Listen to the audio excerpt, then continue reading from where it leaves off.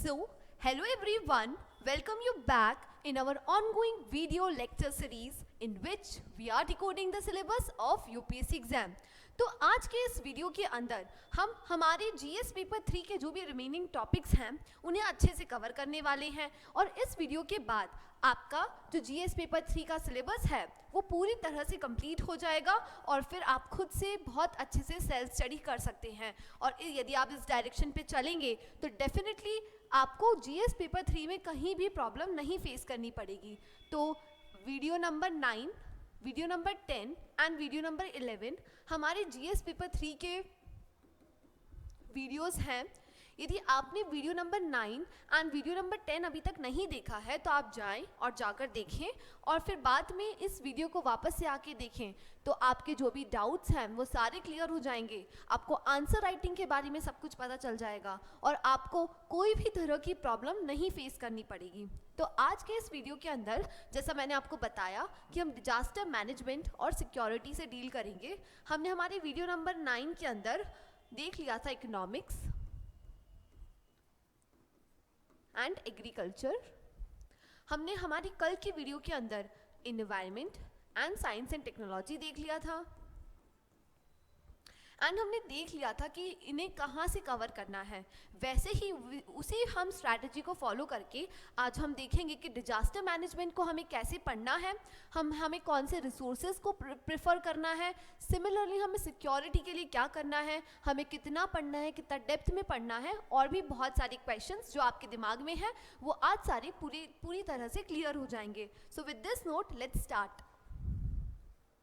सबसे पहला जैसा मैं अपने सारे वीडियोस के अंदर आप लोगों को बताती हूँ, वेटेज। किसी भी सब्जेक्ट का आपको वेटेज जानना काफ़ी ज़रूरी है क्योंकि एक बार यदि आपको वेटेज समझ में आ गया तो आप चीज़ों को काफ़ी बेहतर वे में कर पाएंगे।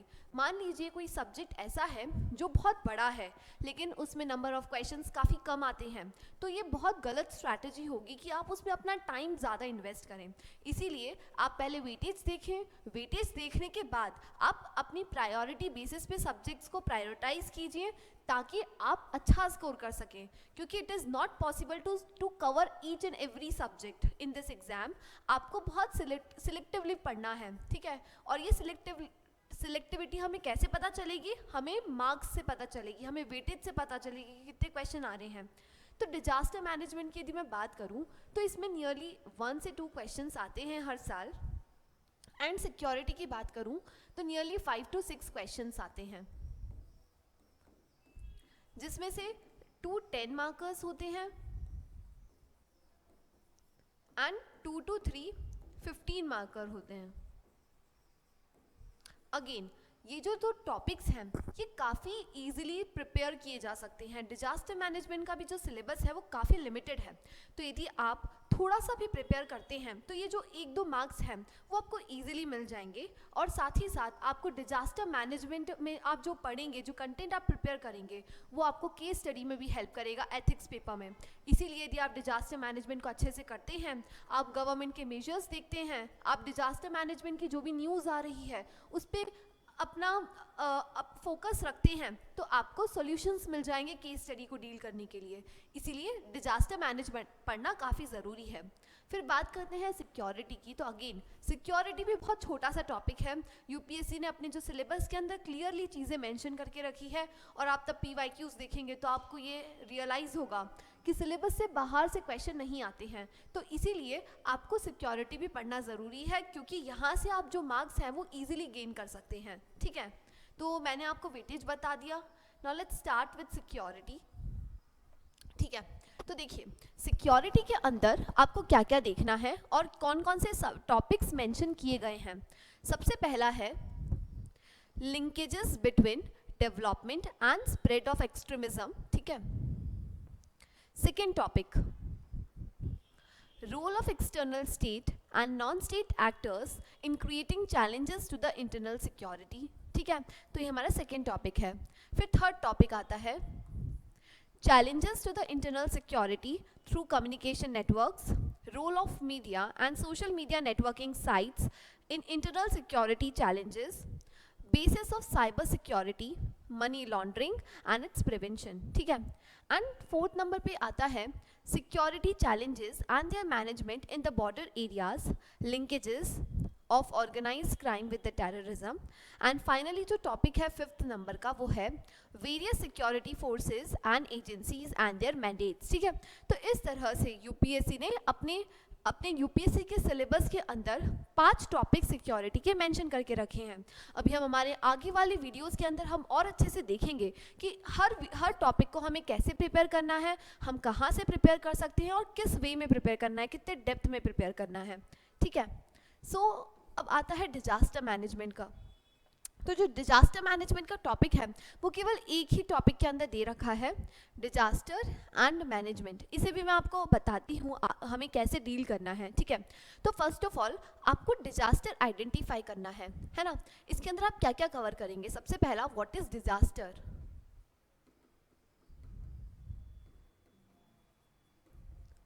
How it is different from hazard, what is hazard, how hazard become disaster, है ना।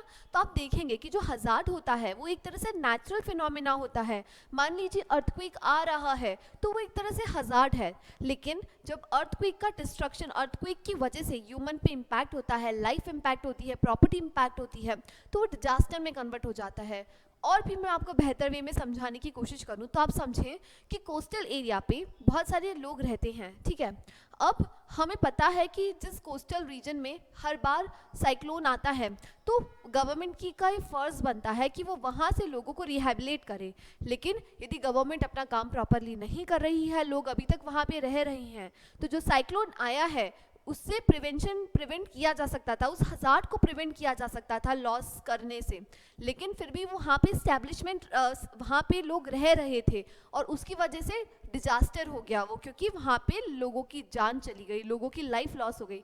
इसीलिए आपको ये समझना है कि डिजास्टर और हजार्ड में क्या डिफरेंस है। उसके बाद आप रिस्क वाला फैक्टर देखेंगे, आप वल्नरेबिलिटीज देखेंगे, ठीक है। तो इस तरह से आप इनकी डेफिनेशंस प्रिपेयर करें। अब वल्नरेबिलिटीज भी डिफरेंट टाइप की होती है, सोशल, इकोनॉमिक, पॉलिटिकल, एडमिनिस्ट्रेटिव, आप इसे अच्छे से प्रिपेयर करें, इन्वायरमेंटल, ठीक है। फिर उसके बाद आप देखेंगे कि what are the different types of hazards,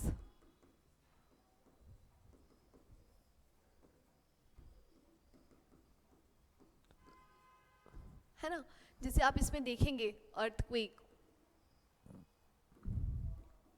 cyclones, forest fire, volcanism, etcetera, ठीक है। ऐसे बहुत सारे डिजास्टर या हजार्ड्स आते हैं, आप उन्हें आइडेंटिफाई करेंगे। उसके बाद आप देखेंगे कि हर डिजास्टर का कॉज क्या है, हजार्ड का कॉज क्या है ना। आप कॉज को आइडेंटिफाई करें। आइडेंटिफाई करने के बाद आप देखें कि what are the causes. Causes में भी आप अलग अलग जैसे देखें, नेचुरल कॉज, एंथ्रोपोजेनेटिक कॉज,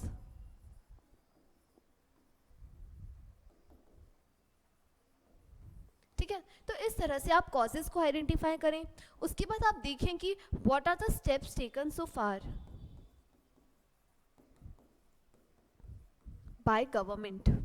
जैसे देखेंगे आप अर्थक्वेक के लिए गवर्नमेंट बहुत सारे अलग अलग प्रोग्राम्स लेके आती है, गवर्नमेंट बहुत सारे अलग अलग कोड्स लेके आई हैं। जैसे बिल्डिंग का कोड आ जाता है, इवन अर्थक्वेक प्रोन हम बिल्डिंग का कंस्ट्रक्शन कर रहे हैं। ऐसे बहुत सारे अलग अलग स्टेप्स हैं जो गवर्नमेंट ने लिए हैं, आप इधर वो आइडेंटिफाई करेंगे। उसके बाद इसमें भी आप देखेंगे कि शॉर्ट टर्म मेजर्स क्या लिए हैं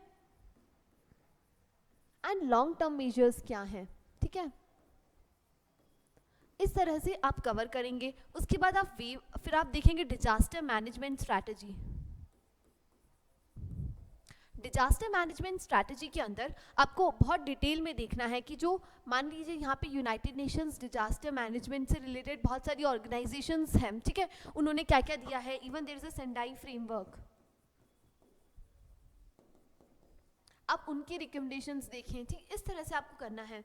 और भी मैं आपको स्पेसिफिकली डिजास्टर मैनेजमेंट के बारे में बताऊं तो देखिए, ठीक है। डिजास्टर मैनेजमेंट, तो आप डिजास्टर को मैनेज करने के लिए तीन स्टेजेस होते हैं, 3 फेजेस होते हैं, फेज 1, फेज 2 एंड फेज 3। जो फेज 1 होता है उसके अंदर हम देखते हैं प्री डिजास्टर मैनेजमेंट, ठीक है। Then during disaster and next आता है पोस्ट डिजास्टर मैनेजमेंट स्ट्रैटेजीज, ठीक है। इस तरह से आपको कभी भी कोई भी डिजास्टर आता है तो you should think in this 3 parameters, ठीक है। फेज 1 वाला, फेज 2 वाला एंड फेज 3 वाला। तो इस तरह से यदि आप प्रिपेयर करेंगे तो आपका जो आंसर होगा वो काफ़ी होलिस्टिक देखने को मिलेगा। साथ ही साथ आप short term and long term angle को भी देख सकते हैं, ठीक है। सो आई थिंक इतना सबको क्लियर है। आई थिंक मेरे को नहीं लगता इसमें किसी को कोई भी दिक्कत होगी। तो डिजास्टर मैनेजमेंट को आप कहाँ से प्रिपेयर करेंगे, सोर्स मैं आपको बता देती हूँ। आप प्रिपेयर करें इसे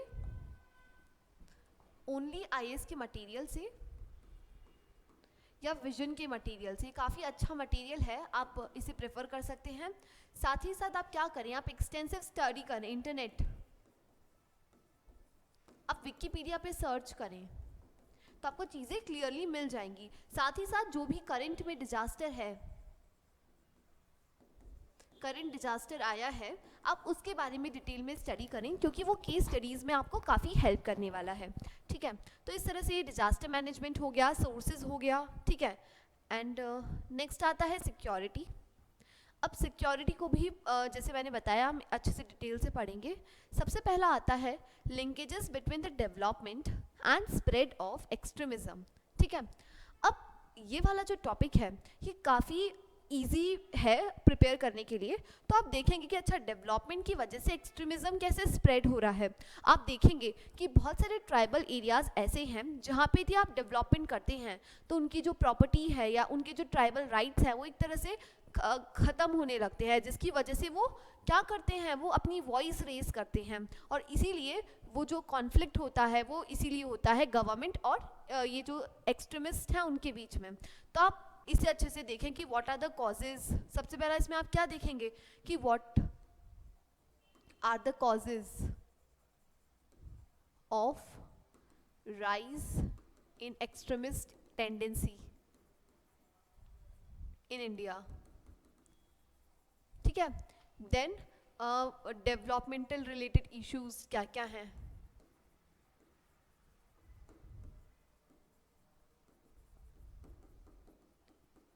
ठीक है। फिर हम क्या देखेंगे, आप देखेंगे कि what are the steps government taken, what steps government adopted to deal with this, है ना। फिर आप देखेंगे कि अच्छा एक्सट्रीमिस्ट हैं तो कौन से एरिया में ये ज़्यादा वाइड स्प्रेड है एरिया। तो आप मैप बना के देखें कि कौन सा एरिया है कहाँ पे एक्सट्रीमिस्ट टेंडेंसी बहुत ज़्यादा प्रिवलेंट है कंट्री के अंदर। उसके बाद फिर आप देखेंगे कि व्हाट आर द स्ट्रैटेजी, जिसमें से आप देखेंगे कि लॉन्ग टर्म में क्या कर सकते हैं, मीडियम टर्म में क्या कर सकते हैं एंड शॉर्ट टर्म में क्या कर सकते हैं, ठीक है। तो इस तरह से आप ये स्ट्रैटेजी देखेंगे। उसके बाद आप केस स्टडी देखेंगे, है ना, स्टेट स्पेसिफिक,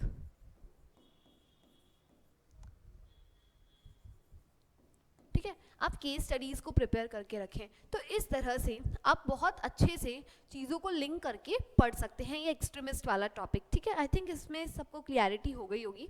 नेक्स्ट टॉपिक आता है role of external states and non-state actors in creating challenges to the internal security। अब देखिए जो इंटरनल सिक्योरिटी होता है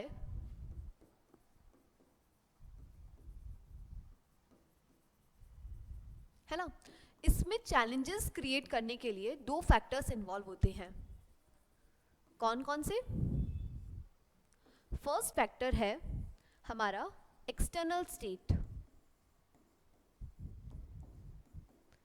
जो सेकेंड फैक्टर है वो है नॉन स्टेट एक्टर्स।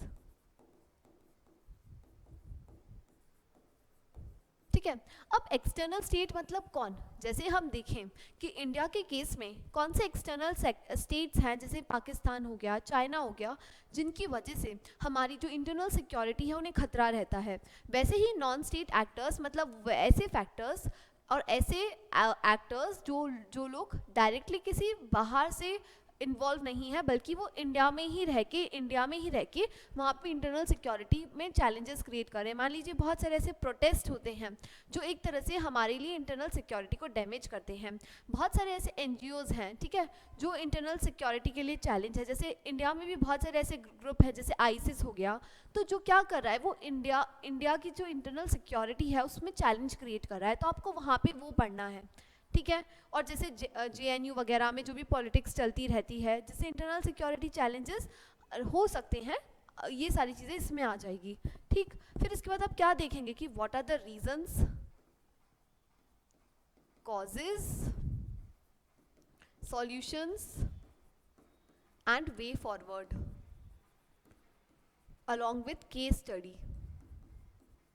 ठीक है, तो इस तरह से आपको 360 डिग्री एंगल में इसे प्रिपेयर करना है और इसे प्रिपेयर करना है। और इसके अंदर भी आप जैसे आप देखते हैं कि मॉब लिंचिंग है ना, मॉब लिंचिंग एक बहुत बड़ा सा टॉपिक है, उसके भी अलग कॉजेज हो सकते हैं, ऐसे बहुत सारे एग्जाम्पल्स हो सकते हैं मॉब लिंचिंग के इंडिया में जो हो चुके हैं, और गवर्नमेंट ने उसको डील करने के लिए क्या क्या स्टेप्स लिए हैं, तो आप वो एज अ केस स्टडी को भी मेंशन कर सकते हैं। तो ऐसे वाले टॉपिक्स को भी आपको सेपरेटली प्रिपेयर करना पड़ेगा, क्योंकि यहाँ से क्वेश्चंस आ जाते हैं कभी कभी।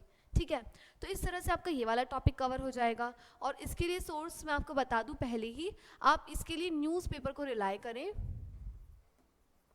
प्लस जो विजन का मंथली मैगजीन आता है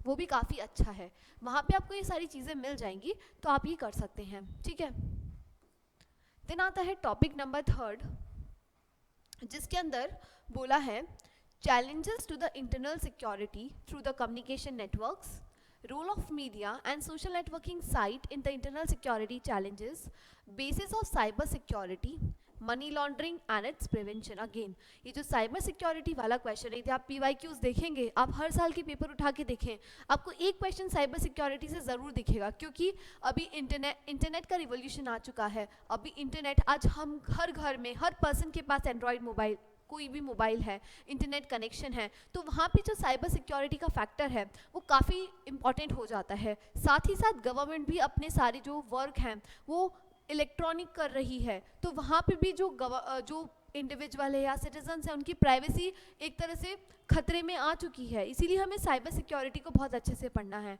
ठीक है, तो आप साइबर सिक्योरिटी वाले टॉपिक्स को कैसे पढ़ेंगे? What is it, what are the challenges in the cyber security, why there's a need of cyber security mechanism, strong cyber security mechanisms, what steps government has taken,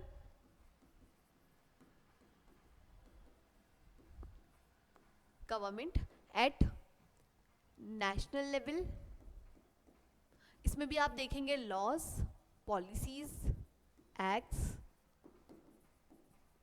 schemes, है ना, ये सारी चीज़ें आप देखेंगे, इवन इंस्टीट्यूशनल मेजर्स। फिर आप देखेंगे कि एट इंटरनेशनल लेवल पे क्या क्या, जैसे कौन कौन से फोरम्स हैं, कौन सी ऑर्गेनाइजेशंस हैं, इसके बारे में आप देखेंगे यहाँ पे स्टेप्स में। उसके बाद आप देखेंगे वे फॉरवर्ड, जिसके अंदर आपको पढ़ना पड़ेगा गुलशन राय मेहता कमेटी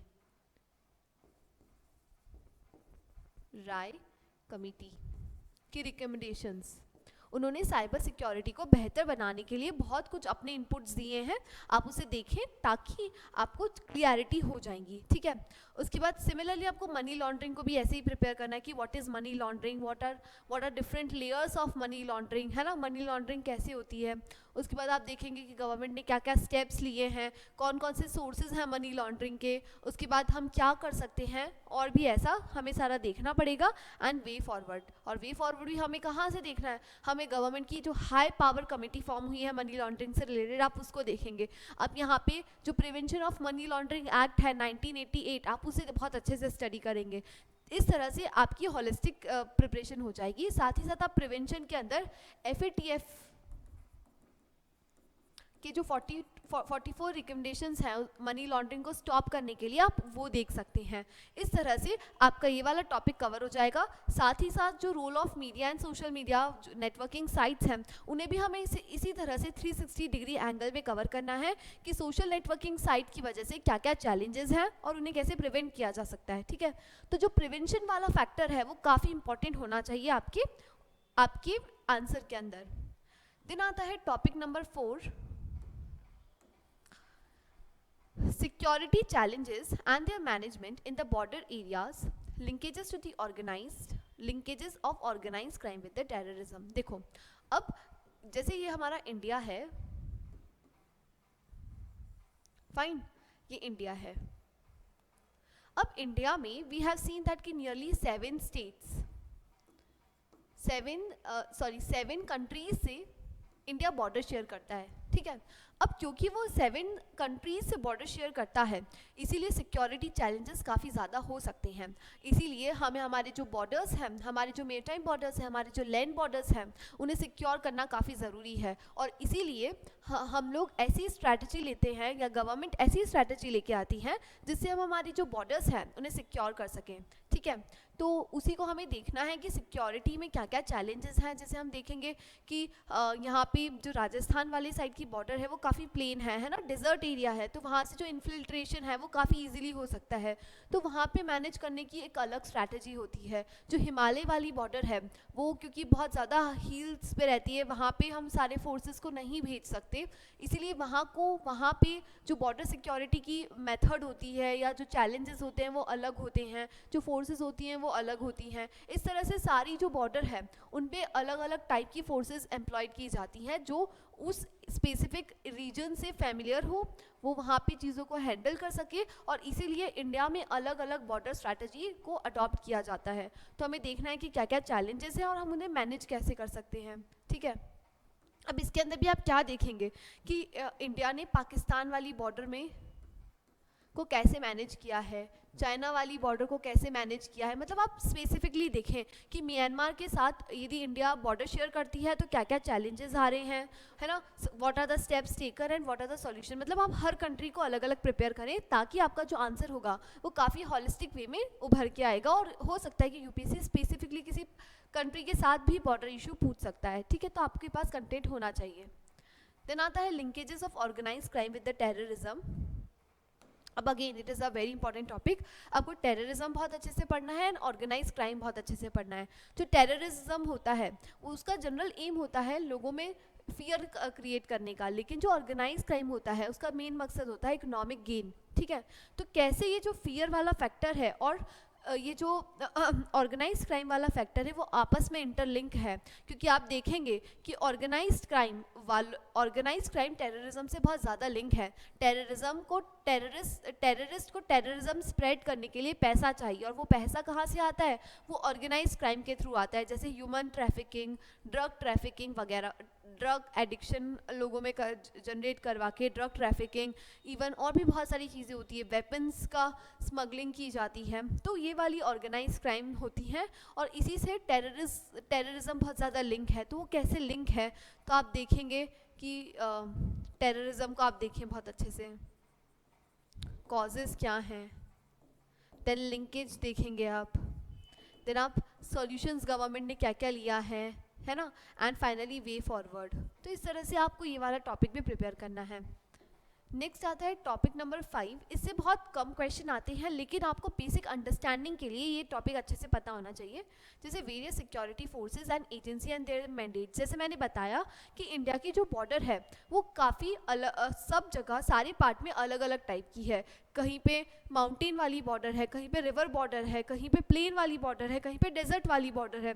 तो उनको मैनेज करने के लिए अलग अलग फोर्सेस हैं जो कि उस एरिया को डील करने के लिए उनको एक्सपर्टीज़ है। तो यही उन फोर्सेस के बारे में आपको पता होना चाहिए, उनके क्या क्या फंक्शंस हैं, उनको क्या क्या चैलेंजेस फेस करने पड़ते हैं, है ना, और उन्हें कैसे वे फॉरवर्ड, मतलब उनको उन फोर्सेस को और कैसे बेहतर बनाया जा सकता है ताकि वो चैलेंजेस को बहुत अच्छे से डील कर सके, और कैसे हम उनके फंक्शंस को डाइवर्सिफाई करें या फंक्शन को डिसेंट्रलाइज करें, जिसकी वजह से जो उनका जो काम है वो काफ़ी बेहतर वे में वो लोग कर सकेंगे। तो हमें ये चीज़ें देखनी है। फिर वैसे ही बहुत सारी एजेंसीज़ हैं, जैसे यू हैव सीन दैट कि CBI, CVC जो इंटरनल सिक्योरिटी को देखने का काम करती हैं, जैसे नेशनल क्राइम रिकॉर्ड ब्यूरो है ना, नेशनल नारकोटिक बोर्ड। ऐसे बहुत सारी बॉडीज़ हैं जो इसे रोकने का काम करती हैं। आपको उसके स्ट्रक्चर, कैसे फॉर्मेशन हुआ था, आपको देखना है उनके फंक्शंस क्या हैं और क्या क्या चैलेंजेस हैं उनके फंक्शंस में, तो आप वो अच्छे से देखें। और उसके बाद उनके मैंडेट्स, मतलब वही कि उनका फंक्शन क्या है और क्या क्या चैलेंजेस हैं और हम उसे कैसे अच्छे से सॉल्व कर सकते हैं। तो इसके लिए मैं बोलूँगी कि आप जाके गवर्नमेंट की ऑफिशियल वेबसाइट पे जाके देखें।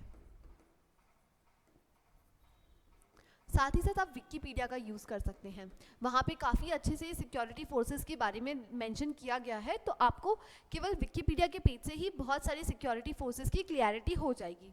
तो इस तरह से ये हमारे 5 टॉपिक्स कंप्लीट हो गए। अब मैं आपको बता देती हूँ सोर्सेज। तो मैंने आपको पहले ही बताया कि आप ओनली IAS के सोर्सेज को प्रेफर कर सकते हैं, काफ़ी अच्छा है for disaster management and security के लिए। तो मैंने आपको बता ही दिया है कि आपको सिक्योरिटी के लिए करना है मंथली कंपाइलेशंस, अच्छी दे रखी है, ठीक है। Then newspaper again very important, क्योंकि जो सिक्योरिटी के भी क्वेश्चंस आते हैं वो generally current affairs oriented questions होते हैं। देन मंथली मैगजीन्स आप पढ़ें, किसी भी कोचिंग की आप विजन की ले सकते हैं, आप चाहें तो इनसाइट्स की ले सकते हैं, ठीक है, आपके अकॉर्डिंग आप देख लेना। And then value added material of Vision IAS, ये भी काफ़ी अच्छा है। कुछ टॉपिक्स आपको यहाँ से मिल जाएंगे, जैसे बॉर्डर मैनेजमेंट वाला टॉपिक आपको ये वैल्यू एडेड मटेरियल से बहुत अच्छे से मिल जाएगा। तो इस तरह से आप ये सारे सोर्सेज हैं, आप प्रेफर कर सकते हैं, ठीक है। दिन आता है की to score good marks in this paper.